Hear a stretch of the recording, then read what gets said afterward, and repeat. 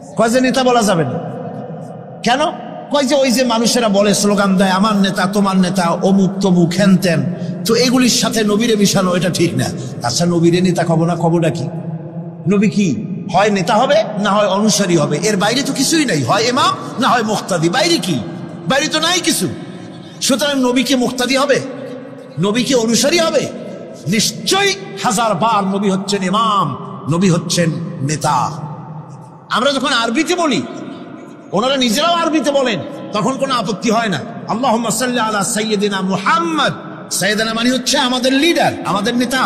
সাইয়্যিদিনা যখন বলে তখন আপত্তি করে না, কিন্তু আমাদের নেতা বললেই আপত্তি করেন। বাংলা ভাষা, বাংলাদেশি মানুষ হইয়া বাংলা ভাষার প্রতি গভীর জ্ঞান দেখলে দুঃখই হয়। বন্ধুগণ, মনে রাখতে হবে, নবী হচ্ছেন মাসুম, বেগুনাহ এবং নেতা, আর মুহাম্মদ সাল্লাল্লাহু আলাইহি ওয়াসাল্লাম হচ্ছেন বিশ্ব নেতা, এতে কোনো সন্দেহ নাই।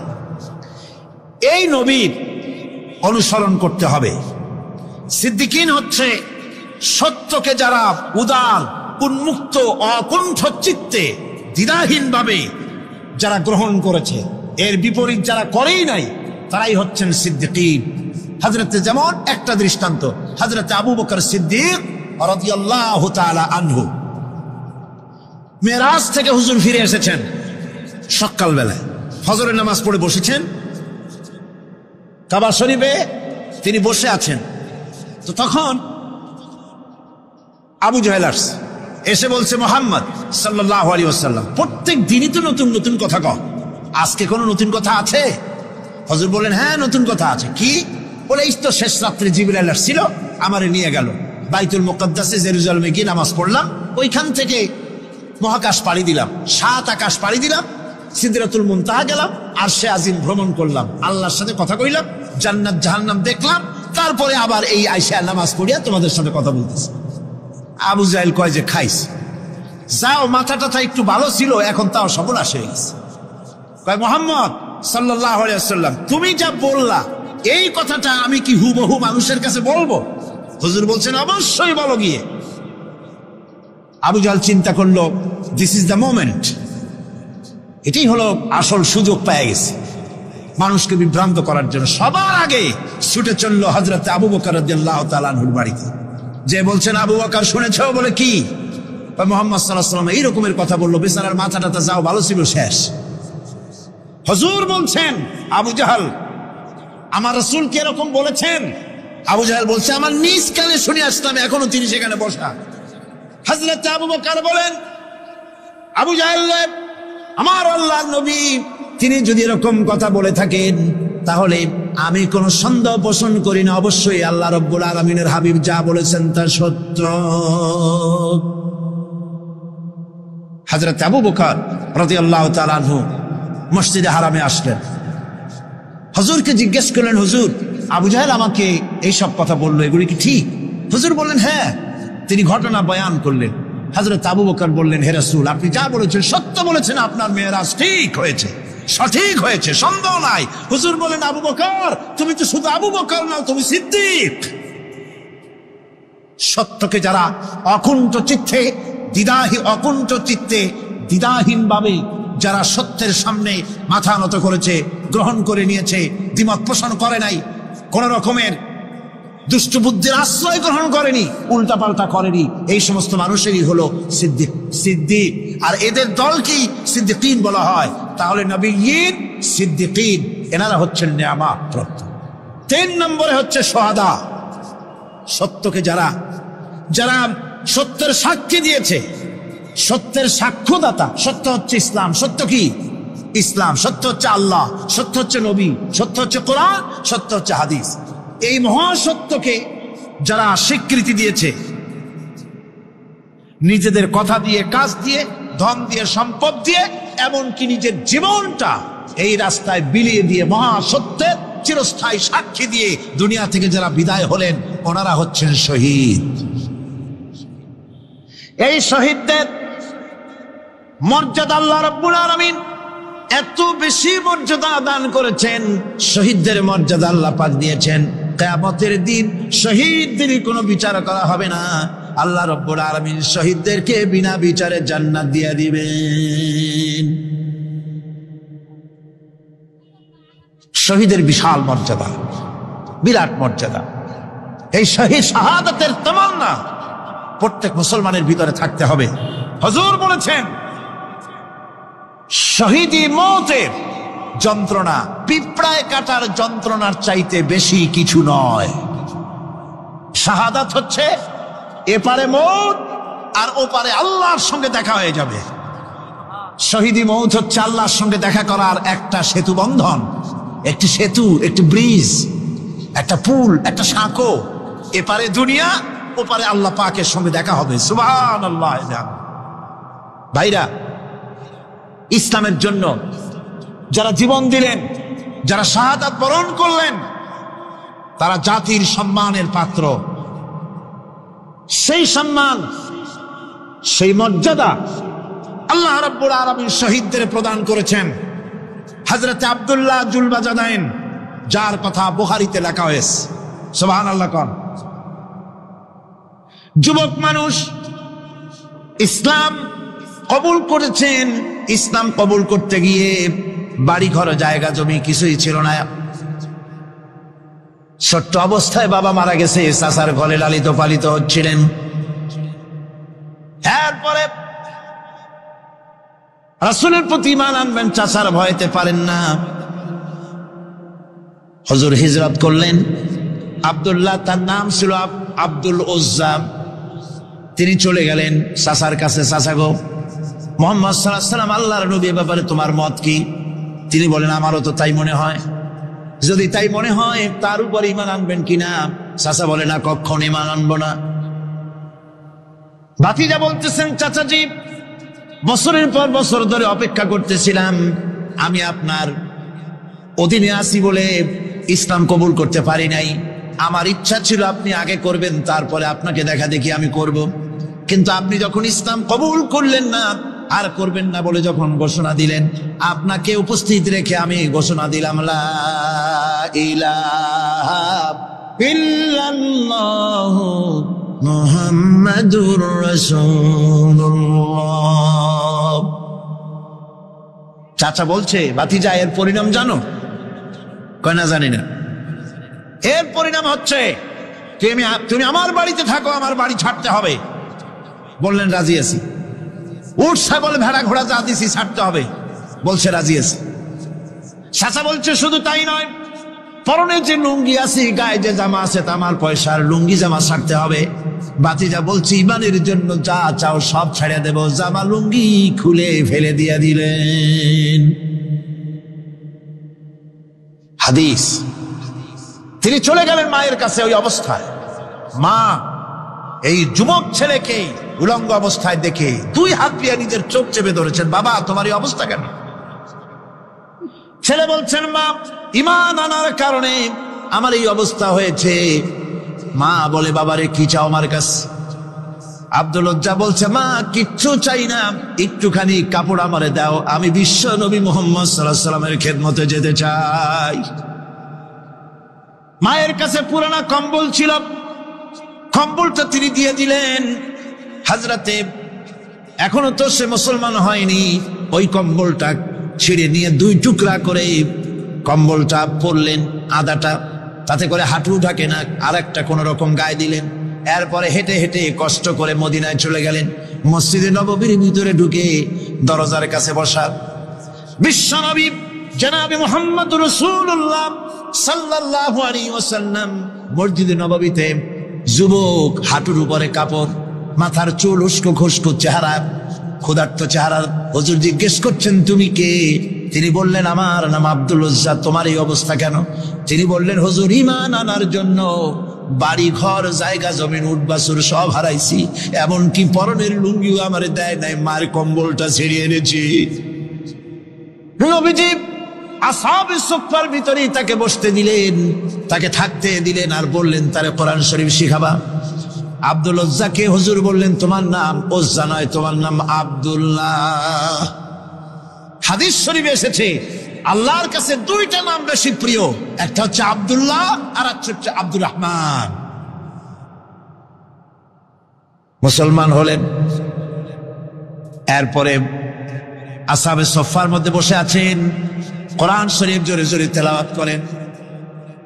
আসহাবে সুফফা রাসূলের কাছে নালিশ করলেন, অভিযোগ করলেন, হুজুর এই আব্দুল্লাহর কোরআন শরীফ এত জোরে পড়ে, তার চিল্লানির জ্বালায় আমরা বিশ্রাম করতে পারি না। নবীজি বললেন, সাহাবীরা আব্দুল্লাহকে বেশি করে চিল্লাইতে দাও, বাধা দিও না, কারণ তার ঈমান বড় দামের ঈমান হয়েছে, ঈমান আনতে গিয়ে কিছু আনতে পারে নাই, তাকে বাধা দিও না, প্রাণ ভরে চিল্লাইতে দাও, জোরে জোরে পড়তে দাও। ইতিমধ্যে তাবুকের যুদ্ধে রণদামামা বেজে উঠেছে। রোমান সৈন্যরা হুজুরের সঙ্গে যুদ্ধ করবে, জিহাদ করবে, ইসলামকে পরাজিত করার জন্য তারা আক্রমণের প্রস্তুতি নিল। নবীজি রোমানদের সঙ্গে লড়াই হবে বলে সাহাবায়ে কেরামদের কাছে সাহায্য চাইলেন, যার কাছে যা আছে অস্ত্রপাতি জমা করো, টাকা দাও, পয়সা দাও। সবাই মিলে দিতে লাগলেন। দিতে দিতে মহিলারা গলার হার, নাকের ফুল, কানের দুল হুজুরের সামনে স্তূপ হয়ে গেছে, টাকা কড়ি, সোনা দানা সব শুদ্ধ। হুজুর বলছেন, সাহাবীরা সবাই তো সব জিনিস দিলে, আমার আবু বকর দেখি না কেন? হযরত আবু বকর রাদিয়াল্লাহু তাআলা আনহু একটা পিলারের আড়ালে দাঁড়ানো ছিলেন।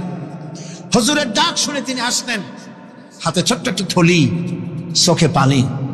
থলিটা হুজুরের হাতে তুলে দিলেন। হুজুর থলি ছাড়লেন, দেখা গেল কয়েকটা দিরহাম আর কয়েক কেজি গম, আর কিছু নাই। হুজুর তাকালেন, দেখছেন আবু বকর রাদিয়াল্লাহু তাআলা আনহুর চোখের পানিতে দাড়ি ভিজে ভিজে পড়তেছে। হুজুর বললেন, আমার সাহাবীরা আজ তোমরা সকলে মিলে যে দান করেছো, সেই দানের তুলনায় আবু বকর যে দান করেছে আল্লাহ রাব্বুল আলামিনের কাছে তা বেশি মূল্য হয়েছে। মনের মধ্যে অনেকের প্রশ্ন জাগলো, কেমন করে তা হলো? আমরা এত এত দিলাম। হুজুর জিজ্ঞেস করলেন, ও সাহাবী তুমি কত দিয়েছো, বাড়ি কত আছে? তিনি বললেন, এত দিছি, এত আছে। তুমি কত দিয়েছো, কত রেখে এসেছো? প্রত্যেকে এরকম বলল। হযরতে ওসমান, হযরতে ওমর, হযরতে আলী রিদওয়ানুল্লাহ তাআলা আলাইহিম আজমাইন তারাও বললেন, অর্ধেক এনেছি, অর্ধেক থুই আসছি, 2 ভাগ এনেছি, 1 ভাগ রেখে আসছি। সব শেষে নবীজি হযরত আবু বকর রাদিয়াল্লাহু তাআলা আনহুকে প্রশ্ন করলেন, আবু বকর তুমি কি এনেছো আর বাড়ি কি রেখে এসেছো?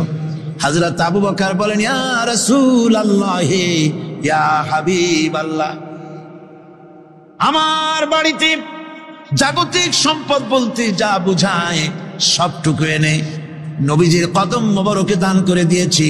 আবু বকরের ঘরে এখন আল্লাহ আর তার রাসূল ছাড়া কোনো জিনিস বাকি নাই, যা ছিল সব এনেছি। হুজুর জিহাদে রওনা হলেন 30,000 সৈন্য সাথে, 30 সহস্র সৈন্য নিয়ে নবীজি তাবুকের দিকে চললেন। পথের মধ্যে হযরত আব্দুল্লাহ এসে হুজুরের সামনে দাঁড়ায় গেছেন। আব্দুল্লাহ এসে বলেন, ইয়া রাসূলুল্লাহ, একটু দাঁড়ান। এই জিহাদে মেয়ে লোক, পুরুষেরা, সাহাবীরা সবাই প্রাণ ভরে দান করলো, কিন্তু আমি এমন এক বান্দা, আল্লাহর কিছুই দিতে পারলাম না। আমার তো দেওয়ার মতো কিছুই নাই হুজুর, আমার দেওয়ার মতো কিছুই নাই। তবে আমি আপনার কাছে দোয়া চাই, আপনি দোয়া করুন, আমি যেন এই যুদ্ধে, এই জিহাদের ময়দানে আমি যেন শহীদ হতে পারি। নবীজি বললেন, একটু বাকল নিয়ে আসো গাছের। একটা গাছের বাকল আনা হলো। এই বাকলটা হুজুর নিজ হাতে আব্দুল্লাহর হাতে বাঁধা দিলেন, আর বললেন, রব্বুল আলামিন, আমি আব্দুল্লাহর রক্ত কাফেরদের জন্য হারাম করে দিলাম। হযরত আব্দুল্লাহ কেঁদে জারজার হয়ে যাচ্ছেন, বলছেন, ইয়া রাসূলুল্লাহ, আমি চাইলাম শহীদ হব, আর আপনি আমার রক্তকে কাফেরদের জন্য হারাম করে দিলেন। হুজুর বলেন, আব্দুল্লাহ রে, এখন যদি তোমার মৃত্যু জ্বরের ভিতর হয়, আল্লাহ রাব্বুল আলামিন তোমারে শাহাদাত নসিব করে দিবেন। তাবুকের ময়দানে হুজুর চলে গেলেন। কয়েকদিন পরে খবর আসলো হুজুরের কাছে, আব্দুল্লাহ কয়েকদিন জ্বর ভোগ করে আব্দুল্লাহ মারা গিয়েছেন। হুজুর বললেন, তার জানাজার ব্যবস্থা করো, কাফন দাফনের ব্যবস্থা করো। ব্যবস্থা হয়ে গেল। রাতের বেলায় দাফন হবে। একজন লোক কবরের কাছে দাঁড়ায় টিম টিম করে একটা আলো নিয়ে দাঁড়ায় আছে, আর একজন লোক কবরের ভিতরে নেমেছেন। 2 ব্যক্তি লাশ দুই হাতে উঁচু করে নিয়ে আসতেছেন কবরের কাছে। যিনি কবরের ভিতরে দাঁড়ানো তিনি বলতেছেন, লাশ বহন করে তোমরা যে দুইজন আনতেছো, লাশের সাথে খবরদার বেয়াদবি করো না, তোমাদের ভাইয়ের সঙ্গে আদব করো। এই বলে কবরের ভিতরে যিনি দাঁড়িয়েছিলেন তিনি লাশটারে ধরলেন। কবরের ভিতরে দাঁড়াইয়া যিনি লাশ ধরেছেন, লাশকে কবরে শোয়াই দিয়েছেন, তিনি আর কেউ নন, তিনি বিশ্ব নবী মুহাম্মদুর রাসূলুল্লাহ।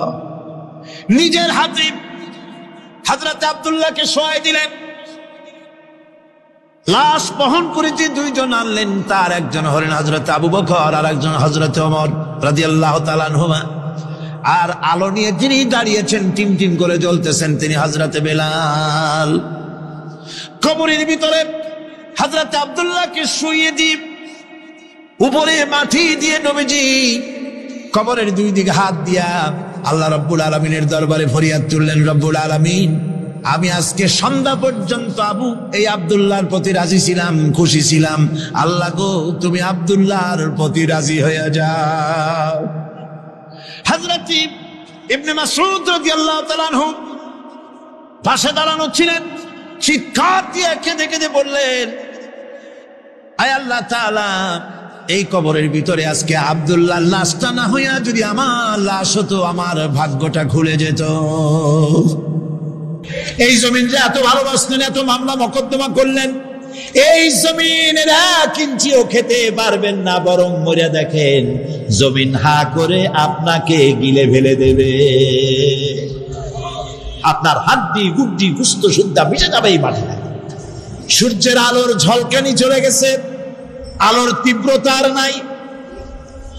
গোটা পৃথিবীর উপরে আমি একটা কালো চাদর দিয়া ঢেকে দিলাম রাতের আধার, আর একেবারে অন্ধকার না করে আকাশে ডিম লাইটের মতো করে কতগুলি তারা জ্বালাইয়া দিলাম। এখন কেউ জেগে নাই, সব ঘুমানো। আমার প্রেমিক কে আছো, ওঠো, উজু করে সিজদায় পড়ে যাও, সিজদায় পড়ে যাও, কান্দো, গুনাহ মাপ চাও, যা করেছ মাপ চাও। তুমি গুনাহ করেছ আর আমি মাফ করার মালিক। ইন্নাল্লাহা ইয়াগফিরুয যুনুবা জামিআ, সব মাফ করে দেব, গুনাহগুলি নেকি দিয়া বদলায় দেব। আমার কাছে কাঁদো, চোখের পানি ফেলো। প্রিয় ভাই, সব রাতে জাগতে শুকুন। রাসূলুল্লাহ বলেছেন, ওর থেকে ভালো স্বামী আর দুনিয়ায় নাই। কে বলেছেন?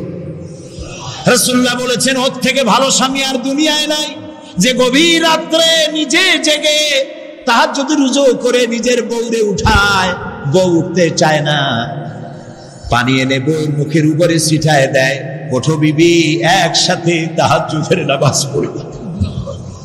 রাসূলুল্লাহ বলেছেন, ওর থেকে ভালো বউ পৃথিবীতে আর নাই, যে বউ রাতের বেলায় ঘুমের থেকে জেগে তাহাজ্জুদের উযু করে, স্বামীর উঠাইতে চেষ্টা করে, ওঠে না, উযুর পানি স্বামীর চেহারায় ছিটায় দেয়, আর বলে, স্বামী ওঠো, একসাথে তাহাজ্জুদের নামাজ পড়ি।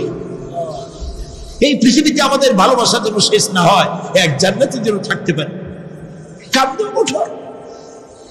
গভীর রাত্রে তাহাজ্জুদের নামাজ পড়ে মাথাটা নিচু করে গুনগুন করে গাইতে থাকে, নিয়া আল্লাহু পড়ে, নিয়া আল্লাহু, ইয়া রহমানু, ইয়া রহিমু, ইয়া হাইয়ু, ইয়া কাইয়ুম। প্রাণ দিয়া বলেন, ইয়া আল্লাহু, ইয়া রহমানু, ইয়া রহিমু, ইয়া হাইয়ু, ইয়া কাইয়ুম।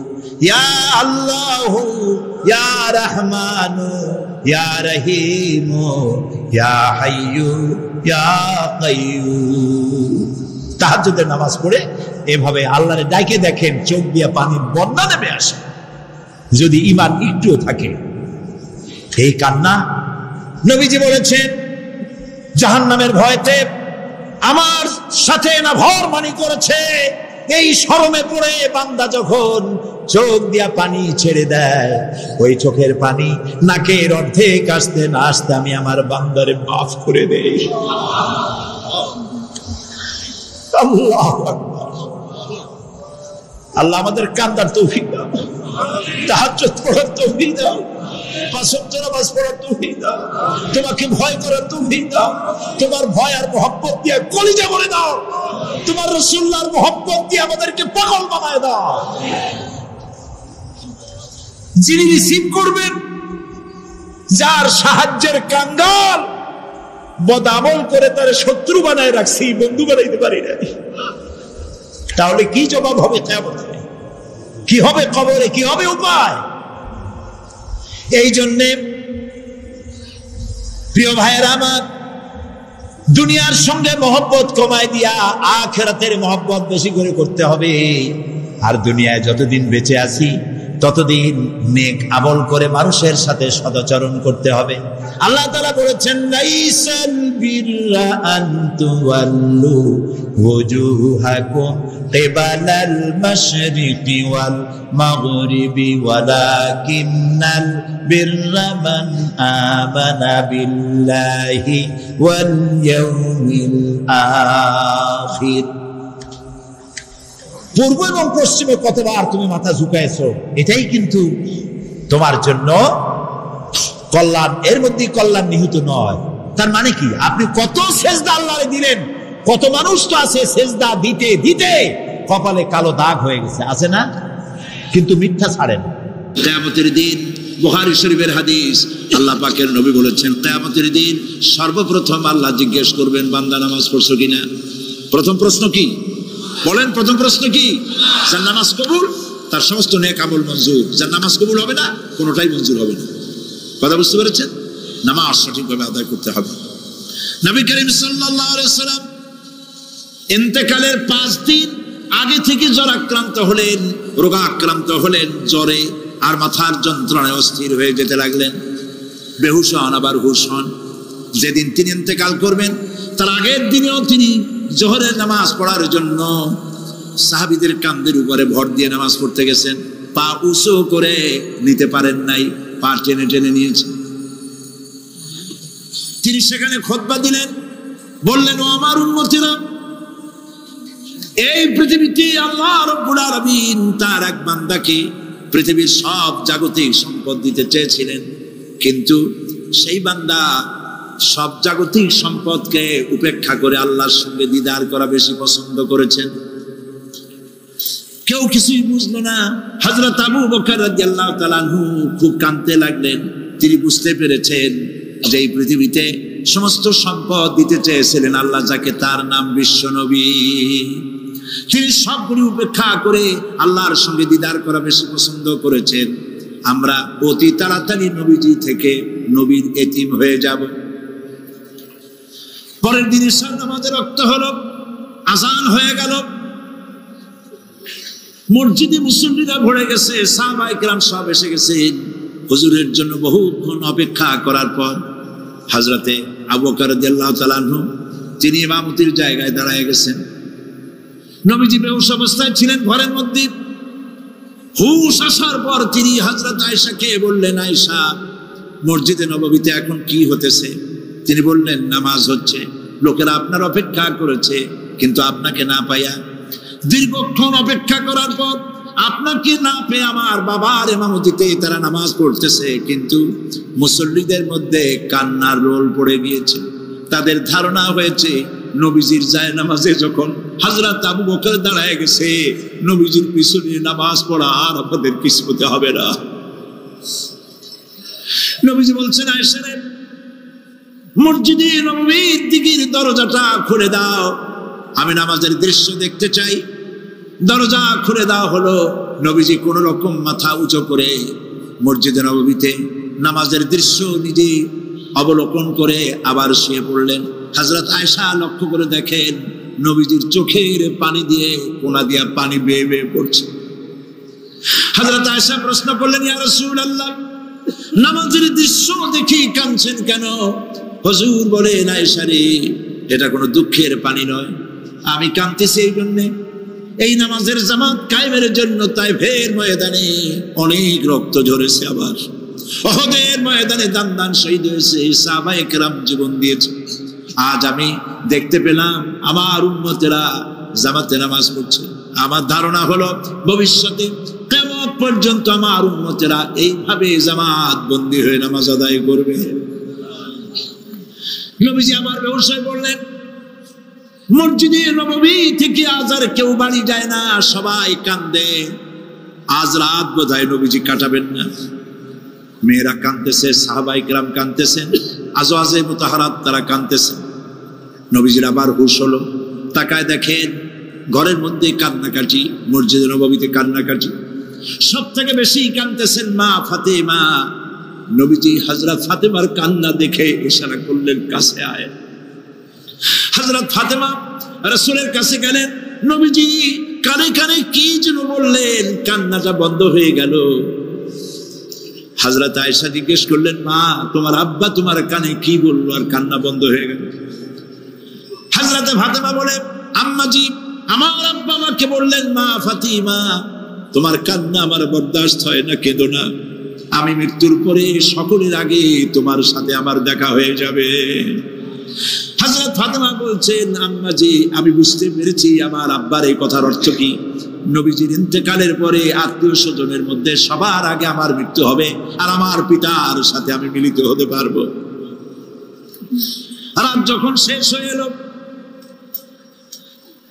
নবীজি হুঁশ হয়েছে, তাকায় দেখেন হযরত জিবরাইল দাঁড়ানো। হযরত জিবরাইল নবীজির চেহারা মোবারকের দিকে তাকায় বলেন, আসসালামু আলাইকা ইয়া রাসূলুল্লাহ। আল্লাহ আপনাকে সালাম বলেছেন, আর আল্লাহ পাক জানতে চেয়েছেন আপনার মুখে আপনি কেমন আছেন। আল্লাহ জানেন আপনার অবস্থা কি, তারপরেও আপনার মুখে শুনতে চেয়েছেন আপনি কেমন আছেন। নবীজি বলছেন, জিবরাইল বড় কষ্টে আছি, বড়ই যন্ত্রণা, বড়ই কষ্ট। হযরত জিবরাইল বলছেন, ইয়া রাসূলুল্লাহ আজকে এক নতুন ফেরেশতা আমি সাথে করে নিয়ে এসেছি। এই ফেরেশতা পৃথিবীর কোন নবী অথবা কোন মানুষের কাছে যাওয়ার জন্য অনুমতি চায় না, আজ আপনার কাছে অনুমতি ভিক্ষা চায় কাছে আসার জন্য। ওই ফেরেশতার নাম হচ্ছে মালাকুল মউত। হযরত মালাকুল মউত বলেন, ইয়া রাসূলুল্লাহ এই পৃথিবীতে আদম আলাইহিস সালাম থেকে নিয়ে পর্যন্ত কোন মানুষের জান কবজের জন্য আমার অনুমতি চাওয়া লাগে নাই, আর কোনোদিন লাগবে না।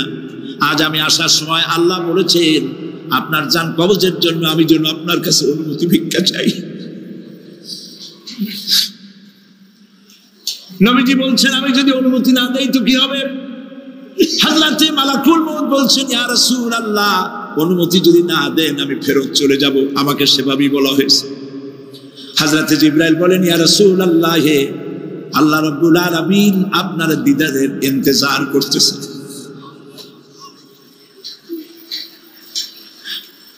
নবীজি বলছেন, মালাকুল মউত তুমি জান কবজের কাজ শুরু করো। মালাকুল মউত যখন কাছে এসেছে, রাসূল জিজ্ঞেস করলেন, আয়েশা ঘরে যে কয়েক টুকরা স্বর্ণ ছিল সেগুলোর কি অবস্থা? ছোট ছোট 6 টুকরা স্বর্ণ ছিল। হযরত আয়েশা বলছেন, হুজুর আমি এগুলো রেখে দিছি। হুজুর বলছেন, না রাখতে পারবে না, আমার ইন্তেকালের আগে খয়রাত করে দাও। মুহাম্মদ সাল্লাল্লাহু আলাইহি ওয়াসাল্লাম আল্লাহর কাছে অবস্থায় উঠবে না যে তার ঘরের ভিতরে সোনা ছিল, দিয়ে দাও, খয়রাত করে দিয়ে দাও। হযরত মালাকুল মউত রাসূলের জান কবজ শুরু করে দিলেন।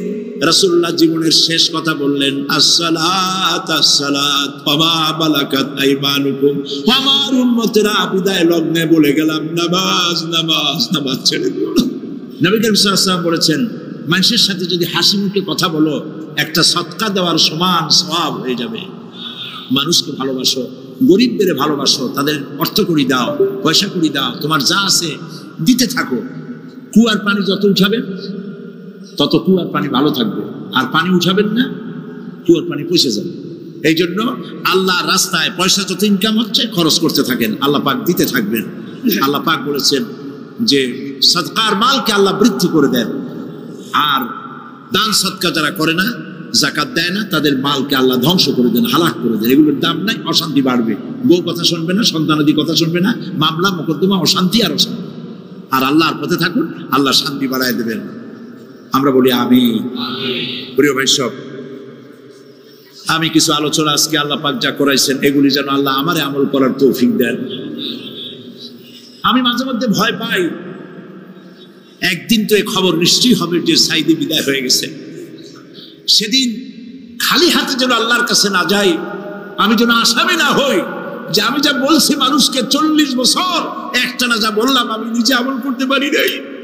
এরকম ভিক্ষুক যেন আমি না হই, আমি যা মানুষকে বলেছি আমি যেন তা আমল করতে পারি। আমি আপনাদের কাছে দোয়া চাই। আমরা কেউ বাঁচবো না, এই যে দেখা হলো আবার দেখা নাও হইতে পারে। সেই জন্য আমরা আমাদের জীবনকে যেন তৈরি করি। আপনারা কোরআন শরীফ পড়ুন, দিন শিখুন, ঈমান শিখুন, ভালো থাকুন, ভালো হয়ে চলুন। আল্লাহ রাব্বুল আলামিন পরীক্ষার জন্য আমাদেরকে এই ময়দানে ছেড়ে দিয়েছেন। প্রশ্ন কি হবে আল্লাহ সব বলে দিয়েছেন। প্রশ্ন কি হবে? তোমার যৌবন, এ ব্যাপারে প্রশ্ন করা হবে। কোন পথে ইনকাম করেছো প্রশ্ন করা হবে। কোন পথে খরচ করেছো প্রশ্ন করা হবে। দ্বীনের ইলম যতটুকু হাসিল করেছিলে তার কতটুকু নিজে পালন করেছো, আর দ্বীনের দাওয়াত কতটুকু মানুষের কাছে পৌঁছায়ছো। প্রত্যেকটি ব্যাপারে কিয়ামতে আল্লাহর কাছে জবাব দিতে হবে। মানুষের জীবন আমল দিয়ে গঠন হয়, আমল দিয়ে জীবন গড়ে। নইলে এই মাটির তৈরি দেহ জান্নাত আর জাহান্নামের কিছু দিয়ে তৈরি হয় না। আপনি ইচ্ছে করলে দেহটাকে জাহান্নামের জন্য উপযোগী করতে পারেন, ইচ্ছে করলে এই দেহটাকে জান্নাতের জন্য উপযোগী করতে পারেন। এটি আপনার ইখতিয়ারে আল্লাহ দিয়েছেন। আপনাকে বাধ্য করা হয় নাই যে সেজদা না দিলে ফেরেশতা এসে ঘাড়ের উপরে পিটাবে। সুদ ঘুষ সেনা করলে পরে ঠ্যাং পিটায় ভেঙে দেওয়া হবে। কোরআনে কারীমে আল্লাহ পাক বলেছেন, আফাগায়রা দীনিল্লাহি ইয়াবগুন ওয়া লাহু আসলামা মান ফিস সামাওয়াতি ওয়াল আরদি তাওআন ওয়া কারহা। আল্লাহর দেওয়া জীবন ব্যবস্থা ছেড়ে দিয়ে তোমরা কি অন্য কোনো মতবাদ তালাশ করো? ওয়া লাহু আসলামা মান ফিস সামাওয়াতি ওয়াল আরদ, অথচ আকাশে যা আছে জমিনে যা আছে সব আনুগত্যের মস্তক আমার সামনে অবনত করে দিয়েছে। সুবহানাল্লাহ। মানুষকে আল্লাহ পাক ইখতিয়ার দিয়েছেন। ইচ্ছে করলে মাহফিলও আসতে পারেন, ইচ্ছে করলে সিনেমাও ঢুকতে পারবেন, অসুবিধা নেই। অসুবিধার জন্য কিয়ামত, ওখানে হিসাব হবে। এখানে আপনি সূর্য চন্দ্র ফেরেশতারও কোনো মাজাল নাই, কোনো ইখতিয়ার নাই আল্লাহর হুকুমের বাইরে কিছু করে। আল্লাহ যা করতে বলেছেন তাই করতে হবে, এর বাইরে এক চুলও নড়তে পারবে না। পরীক্ষা দিয়ে যদি কেউ ফেল করে, ম্যাট্রিক পরীক্ষা দিয়ে ফেল করেছে, ফাজেল পরীক্ষা দিয়ে ফেল করেছে, আবার পরীক্ষা দিয়ে পাশ করার সুযোগ আছে। আবারও ফেল করেছে, আবারও পরীক্ষা দিয়ে পাশ করার সুযোগ আছে। 10 বার যদি ফেল করে আরো 10 বার পরীক্ষা দিয়ে পাশ করার সুযোগ আছে। কিন্তু কিয়ামতের দিন আল্লাহ রাব্বুল আলামিনের জীবনের পরীক্ষায় কোনো মানুষ যদি আল্লাহর আদালতে ফেল করে বসে একবার, দ্বিতীয়বার পরীক্ষা দেওয়ার আর কোনো সুযোগ নাই। এই পৃথিবীতে যদি কেউ নিম্ন আদালতে মামলায় হেরে যায়, জজ কোর্টে করবে, যদি হেরে যায় হাইকোর্টে করবে, হেরে গেলে আপিল করবে সুপ্রিম কোর্টে, সুপ্রিম কোর্টেও যদি হেরে যায় তাহলে প্রেসিডেন্টের কাছে আপিল করবে। সুযোগ আছে কয়েকবার। কিন্তু কিয়ামতের দিন জীবনের আদালতে কোনো মানুষ যদি একবার ফেল করে বসে, জীবনের মামলায় যদি একবার হেরে যায়, দ্বিতীয়বার আপিল করার আর কোনো জায়গা নাই। সে আখিরাতে রেজাল্ট আউট হবে। আমরা সব মরে যাব। আমরা সব কি হব? সব মরে যাব। আল্লাহ পাক আমাদেরকে উঠাবে না। মানুষকে কবরে রাখার সময় আমরা কি বলি? মিনহা খালাকনাকুম, জানেন না? পড়েন, মিনহা খালাকনাকুম ওয়া ফিহা নুঈদুকুম ওয়া মিনহা নুখরিজুকুম তারাতান উখরা। এই মাটি দিয়ে তোমাকে তৈরি করা হয়েছিল, এই মাটির মধ্যে রেখে গেলাম, এর থেকে আবার তোমাকে উত্থিত করা হবে। কে বলতেছেন এ কথা? আল্লাহ পাক বলছেন, আল্লাহ তাআলা বলছেন। তোমার ছোট্টবেলায় যখন তোমার টাইফয়েড হয়েছিল, অসুখ করেছিল, গরিব বাবা, বাড়িতে ল্যাপ নাই, খাতা নাই, তোষক নাই, সেই জায়গায় মা তার কাপড় বিছায় দিয়া বুকের উপরে নিজের শরীরের উষ্ণতা দিয়া বাঁচায় রাখার চেষ্টা করেছে, নিজে না খেয়ে খাওয়াইছে, অসুখ সারে না। মা ওই মুমূর্ষু বাচ্চার সেরানে তার মাথার কাছে বসে তাহাজ্জুদের নামাজ পড়ে কোরআন শরীফ তেলাওয়াত করে, চোখ দিয়া পানি পড়ে আর বলতে থাকে, রব্বুল আলামিন আমার জীবনটারে দিয়ে আমার কলিজার টুকরা সন্তানটারে বাঁচাইয়া দাও। যেই মা নিজের জীবন দিয়া সন্তান বাঁচাইতে চাইল, সেই সন্তান আজকে বউ পাইয়া মাকে ভুলে যায়, মায়ের সাথে খারাপ ব্যবহার করে। আল্লাহ রাব্বুল আলামিন বলেছেন, মা বাবার সঙ্গে খারাপ ব্যবহার করো না, ভালোবাসায় কথা বলো। ওয়াকুল লাহুমা কাওলান কারীমা, সম্মানসূচক কথা বলো। মা বাবার জন্য দোয়া করো আমার কাছে। কে বলতেছে? আল্লাহ তাআলা বলছেন দোয়া করো আমার কাছে এই ভাষায়, রব্বিরহামহুমা কামা রাব্বায়ানি সাগীরা। পড়েন সবাই, রব্বিরহামহুমা কামা রাব্বায়ানি সাগীরা। আয় আমার রব, আমার মা বাপ যেমনি ছোটবেলায় আমাকে অত্যন্ত যত্ন করে লালন পালন করেছে, আল্লাহ তাআলা তুমি দয়া করে আমার মা বাপকে তোমার রহমতের করে লালন পালন করো। সুবহানাল্লাহ। প্রত্যেক নামাজের পর সকলে এই দোয়া করবেন, মনে থাকবে? মনে থাকবে? প্রিয় ভাই সব, সেই কিয়ামতের মাঠে আমাদেরকে উঠতে হবে, আল্লাহর দরবারে উঠতে হবে। সেই সময় আমাদেরকে কেউ উপকার করবে না। يوم لا ينفع مال ولا بنون, সম্পদ আর সন্তান সন্ততি কোনো কাজে লাগবে না।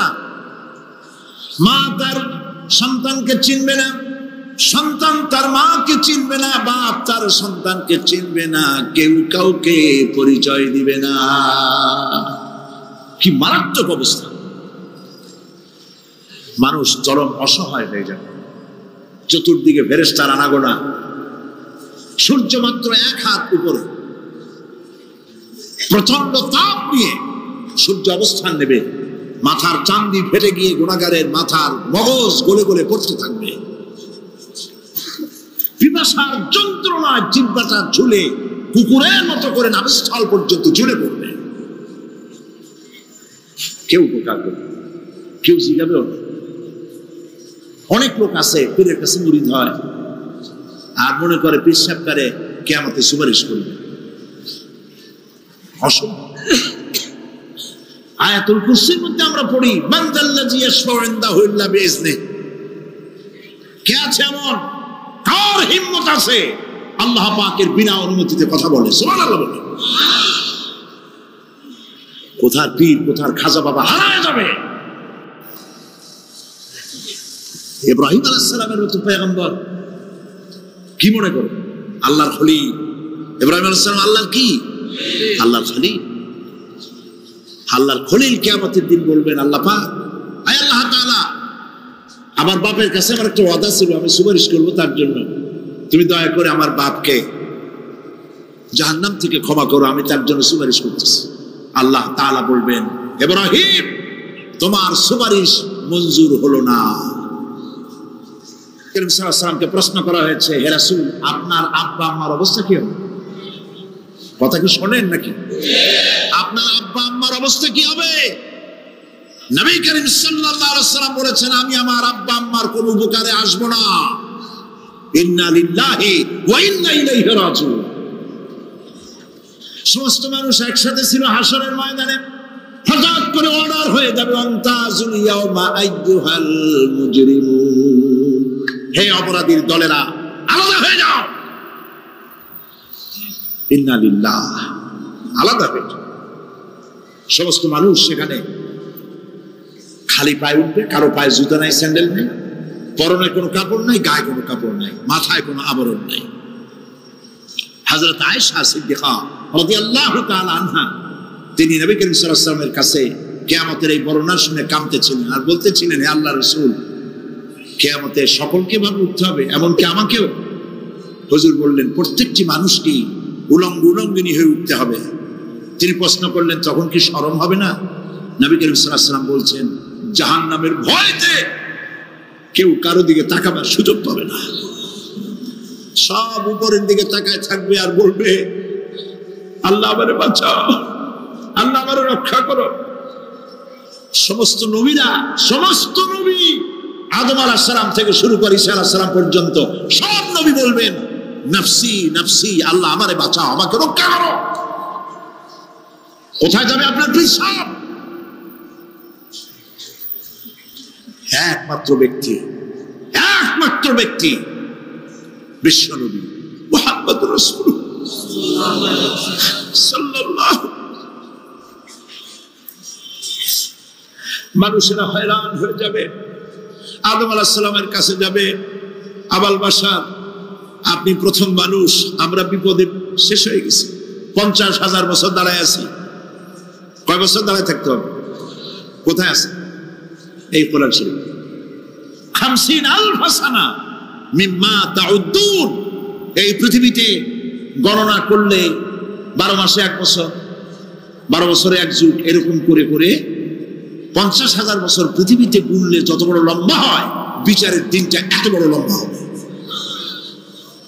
সবাই বলবে আদম আলাইহিস সালাম আমাদের জন্য একটু আল্লাহকে সুপারিশ করুন যেন তিনি আমাদের বিচারটা তাড়াতাড়ি করে দেন। তিনি বলবেন আমার পক্ষে সম্ভব না, আল্লাহর সামনে দাঁড়িয়ে কথা বলার আমার কোনো সাহস নেই, আমি পারবো না। নূহ আলাইহিস সালামের কাছে যাও, নূহ আলাইহিস সালাম বলবেন আমি পারবো না। মুসা আলাইহিস সালামের কাছে যাও, তিনি বলবেন আমি পারবো না। ইব্রাহিম আলাইহিস সালামের কাছে যাও, একজন আরেকজনের কাছে পাঠাবো। সর্বশেষ ঈসা আলাইহিস সালামের কাছে লোকেরা আসবে হাসরবাসী। ঈসা আলাইহিস সালাম বলবেন আমি তো পারবোই না, কারণ পৃথিবীর শত শত কোটি নাসারারা আমাকে আল্লাহর ছেলে বলছে, অথচ আমি তাদের তা বলতে বলিনি। আমি নিজের ব্যাপারেই আজকে শঙ্কিত, আমারে তারা আল্লাহর ছেলে বলছে। আল্লাহ আজকে আমার সাথে কি ব্যবহার করবেন আমি তো জানি না, আমি নিজেই বিপদে আছি। তবে আমি তোমাদের ব্যাপারে একটা পরামর্শ দিতে পারবো। একজন ব্যক্তি আছে যার কাছে গেলে তিনি কথা বলতে পারবেন, তিনি বিশ্বনবী রাহমাতুল লিল আলামিন জনাব মুহাম্মদ রাসূলুল্লাহ সাল্লাল্লাহু আলাইহি ওয়াসাল্লাম। তার কাছে চলে যাবেন, হাসরবাসীরা তার কাছে চলে যাবেন। নবীজি সকলের কথা শুনে সিজদায় পড়ে কাঁদতে থাকবেন। তিনি বলবেন হাসরবাসীদের কাজ আশ্বস্ত করবেন, এই কাজ আমার কাজ, আমি বলবো আল্লাহ পাককে। তিনি সিজদায় পড়ে কাঁদবেন, রব্বুল আলামিন প্রশ্ন করবেন হে আমার রাসূল, আপনার তো আজকে কান্দার দিন না, আপনি কাঁদেন কেন? আমি আপনাকে মাকামে মাহমুদ দিয়েছি, কাউসারের মালিক বানাই দিয়েছি। আপনি জান্নাতে প্রবেশ করার আগে কেউ ভেস্টে যাইতে পারবে না, এই সম্মান দিয়েছি, কাঁদেন কেন? নবীজি বলেন রব্বুল আলামিন যা তুমি আমার জন্য বরাদ্দ রেখেছো সব আমি পেয়েছি বা পাবো, আমি কান্দি আমার উম্মতের কি হবে? আল্লাহ রাব্বুল আলামিন তাকে পারমিশন দিবেন, আপনার নেককার জান্নাতি উম্মতগুলি আপনি বেছে নেন। নবী করিম সাল্লাল্লাহু আলাইহি ওয়াসাল্লাম পারমিশন পাবেন। আল্লাহর পারমিশন ব্যতি রেখে আল্লাহর দরবারে কথা উচ্চারণ করার ক্ষমতা কেন হবে না? সুবহানাল্লাহ। এই কথা ভাববার কোনো কারণ নাই। অমুক পীর সাহেবের অনেক মুরিদ আছে, সব মুরিদ টুরিদ নিয়ে নারায়ে তকবীর জিন্দাবাদ, পীর সাহেব জিন্দাবাদ, এই সমস্ত বাদ বোধ কামে লাগবে না। ওয়া কুল্লুহুম ইয়াতিহি ইয়াউমাল কিয়ামাতি ফারদা। কিয়ামতের দিন প্রত্যেককে একজন একজন করে আসতে হবে আল্লাহর দরবারে। আল্লাহ বলেছেন একজন একজন একজন, মিছিল করার উপায় নেই। আল্লাহ রাব্বুল আলামিনের দরবারে হাজির হয়ে যাবে সেই কঠিন হাসরের ময়দানে বাঁচার জন্য। নবীজি দোয়া শিখায় দিয়েছেন, দোয়া করো আল্লাহুম্মা হাসিবনি হিসাবান ইয়াসীরা। পড়েন আমার সাথে, আল্লাহুম্মা হাসিবনি হিসাবান ইয়াসীরা, আল্লাহুম্মা হাসিবিনি হিসাবান ইয়াসীরা। আয় আল্লাহ, তুমি আমার সহজ হিসাব নাও। নবী করিম সাল্লাল্লাহু আলাইহি ওয়াসাল্লাম নিজেই দোয়া করেছেন। চিন্তা করেন, আল্লাহ পাক নিজে, আল্লাহ তাআলা তিনি নিজে প্রশ্ন করবেন এবং পাপগুলি দেখাই দেবেন, এই সব পাপ করছো। মানুষ, আল্লাহর বান্দা ভয় চোটে কলিজা গলা দিয়ে বেরিয়ে যেতে থাকবে, বেরিয়ে যেতে চাইবে, তার বাষ্পরুদ্ধ হয়ে আসবে, বলতে থাকবে, আল্লাহ আমি করে ফেলেছি, আমি পাপ চাই, তোমার কাছে ক্ষমা ভিক্ষা চাই। আল্লাহ রাব্বুল আলামিন বান্দার কাকুতি বিরতির দিকে লক্ষ্য করে বলবেন, বান্দারে আমি তোকে ক্ষমা করে দিলাম। এটাই হলো হিসাবান ইয়াসীর, সহজ হিসাব। এই সহজ হিসাব কার কিসমতে আছে, কার কিসমতে নাই, আমরা কেউ জানি না। এই দুনিয়াটাকে আল্লাহ পাক বানাইছিলেন পরীক্ষা নেওয়ার জন্য। কি জন্যে? পরীক্ষা নেওয়ার জন্য। মুমিনদের জন্য আশাব্যঞ্জক একটি আয়াত আল্লাহ রাব্বুল আলামিন কোরআনের মধ্যে দিয়েছেন, সেটি হচ্ছে লা তাকনাতু মির রাহমাতিল্লাহ। আমার রহমত থেকে, আল্লাহর রহমত থেকে হতাশ হয়েও না, নিরাশ হয়ে যেও না। অর্থ হচ্ছে আমরা পাপ করেছি, আমরা সবাই গুনাহগার কিনা বলেন? স্বীকার করি আমরা সবাই গুনাহগার কিনা? সবাই গুনাহগার। এই গুনাহগার মানুষগুলি যদি গুনাহে তওবা করে, গুনার জীবনে করব না তওবা করে কেউ যদি আল্লাহর রহমতের দিকে এক বিঘত অগ্রসর হয়, হাদিসে কুদসির ভিতরে এসেছে আল্লাহ পাক বলেন, আমি আমার ওই বান্দার দিকে এক হাত আগায়া যাই। কোন বান্দা যদি গুনাহ তওবা করে আর যদি গুনাহ না করে আমার দিকে যদি হেঁটে আসে, আমার রহমত বান্দার দিকে দৌড়াইয়া যায়। আল্লাহর গজবের চাইতে রহমত বেশি। বান্দা, তোমার গুনাহ যদি আকাশ সমান হয়, আল্লাহর, তোমার গুনাহ যদি পাহাড় সমান হয়, আল্লাহর রহমত আকাশ সমান। তোমার গুনাহ যদি আকাশ সমান হয়, আল্লাহর রহমত তার আরশে আজিম হয়ে গেছে। মাপ চাও, ক্ষমা চাও, তওবা করো, জীবনে গুনাহ আর করবে না। যে ব্যক্তি তওবা করবে, গুনাহ থেকে বাঁচবে, আল্লাহ তাদেরকে রক্ষা করবে। প্রিয় ভাইয়েরা, এই দুনিয়ার জিন্দেগিতে, পৃথিবীর মহব্বতে আমরা পাগল হয়ে গেছি। সবাই শুধু টাকা টাকা, টাকা ছাড়া দুনিয়াটা ফাঁকা। দুনিয়া কা মজা লে লো, দুনিয়া তোমারি হ্যায়। প্রিয় ভাইরা, এই দুনিয়াটার দৃষ্টান্ত একটা পরের স্ত্রীর মতো সুন্দর যুবতী, রূপবতী, স্বাস্থ্যবতী পরের একটা স্ত্রী। এইটারে দেখে আফসোস করে কোনো লাভ আছে? জবাব দেন, যারা কথা বোঝেন তারা জবাব দেন। অন্যের সুন্দরী তরুণী, তন্নী, রূপবতী যুবতী, রূপের ছটায় চতুর্দিকে আলোকিত, এরকম একটা পরের বউ দেখে আফসোস করে কোনো লাভ আছে? ওর তো বিয়ে হয়ে গেছে, তুমি আফসোস করে লাভ নেই, গলাগলি দিয়ে মরলেও লাভ নেই। এখন কবরের ভিতরে ফেরেশতা চলে এসেছে। বেঈমান হয়ে যদি মারা যেয়ে থাকে, ঈমান নিয়ে মরে নাই, বেঈমান হয়ে মারা গেছে, কলেমা মনে আসে নাই, জিজ্ঞেস করা হবে মান রাব্বুকা মা দীনুকা মান নাবিয়ুকা, কে তোমার রব, কি তোমার দিন, কে তোমার নবী? বেঈমান বলবে হায় হাতা লা আদরি, জানি না।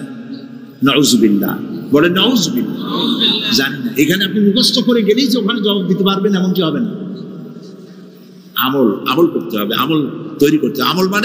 আমল মানে কিন্তু এইটা না যে আপনি বসে বসে তসবিহ পড়বেন, এটা লোকের আমল করে।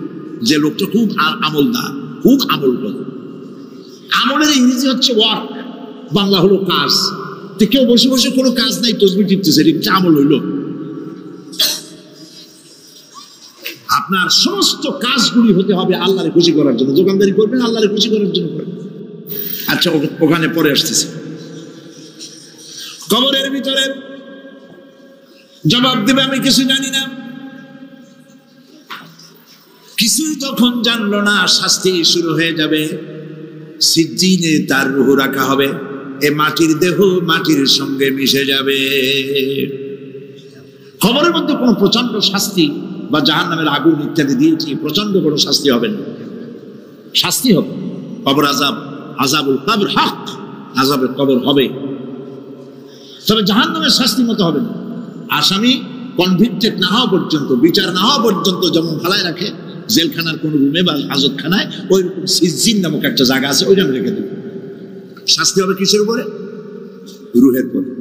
অনেকে মনে করে যে কবর হলো ওই শুধু মাটির মধ্যে ওইটা, কিন্তু এইটার নাম শুধু কবর না।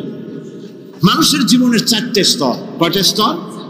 একটা হলো আলমে আরওয়াহ, আরেকটি হচ্ছে আলমে আজসাম অথবা আলমে আসবাব, আরেকটি হচ্ছে আলমে বারজাখ, আরেকটি হচ্ছে আলমে আখিরাত।